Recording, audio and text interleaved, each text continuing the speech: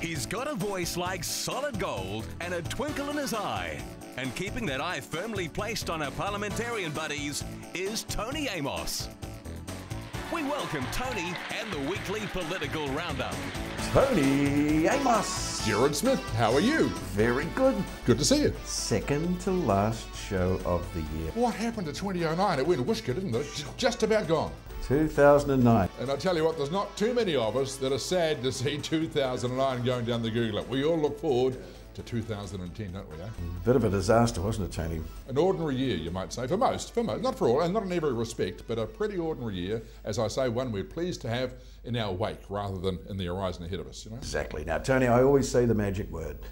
Politics, Tony. What's happening this week? Yes, it's our look at the rug bunchers and lifters, the oxygen wasters, the rooters and looters of public office we proudly call our parliamentarians. But we love them.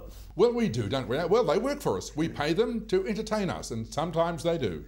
Well, Tony, he thought about it. Will I go? Will I not go? But finally he got on that big white bird and he's heading for Copenhagen. Oh, Shonky Jonky, the Prime Minister. For a moment I thought you were talking about Tiger Woods. That's right, Shonky Jonky, our Prime Minister, he's finally made a decision. Quite remarkable in itself. Yes, he's off to Copenhagen, to the climate change conference. A few days ago, he wasn't going. Well, up until a few days ago, he wasn't going to go. But we predicted on this show a few weeks ago that if Barack Obama, the US president, was going, Shonky would go as well. And guess what's happened? Obama's going, so Shonky Jonky, he's going as well, because it's all about photo opportunities. Because if the man was real about climate change and his ETS and all those things, he would have been amongst the first in the queue to go.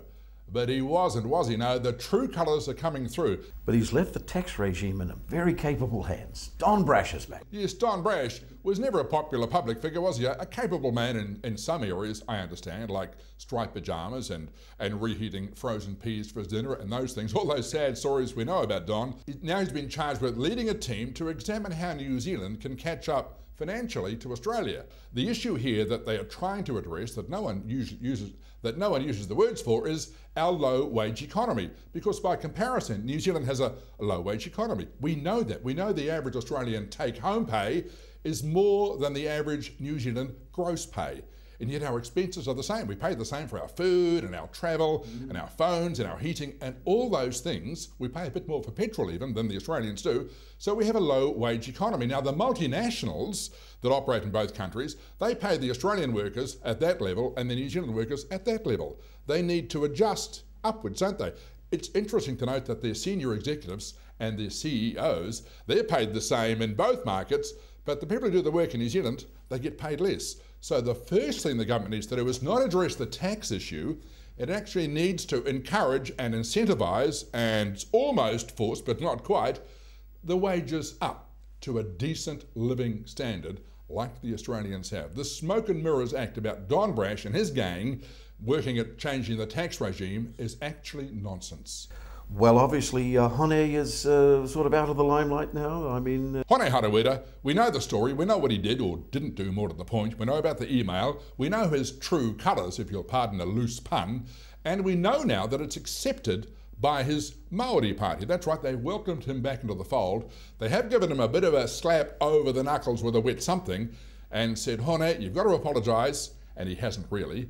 But Hone, you can't come to Parliament for the rest of this parliamentary term. You must stay home. Well, what did he get? He got a holiday. Good on you, Hone. Another typical act, I would say. Well, the great news for Hone, of course, Tony, is that Tiger's taken all the heat off. Oh, Tiger. He's not a politician, but he sometimes behaves just like a politician, doesn't he, eh? Tiger Woods, Mr. Clean. Well, so we thought, but now Tiger's, well, he's been... up to no good. Yes, Tiger's been playing with his woody when he should have been using his iron. That's right. By the way, you know the difference between a golf ball and a black Cadillac? No. Tiger Woods can drive a golf ball almost 500 metres without hitting a tree. And of course, we've heard all the other gags too about the wrong hole and all that stuff. You wouldn't behave like that, would you, Tony? I would hope not, Gerard. Of course I wouldn't. Of course I wouldn't. You know, I'm married, like Tiger. My wife and I have a wonderful relationship, unlike Tiger, you know, and my wife trusts me, Gerard, and she knows that. And deep down inside, she knows I'd never behave like that. Deep down inside, she knows that I would never, ever sleep with Tiger Woods. That's sport and politics. Have a good week. See you next week.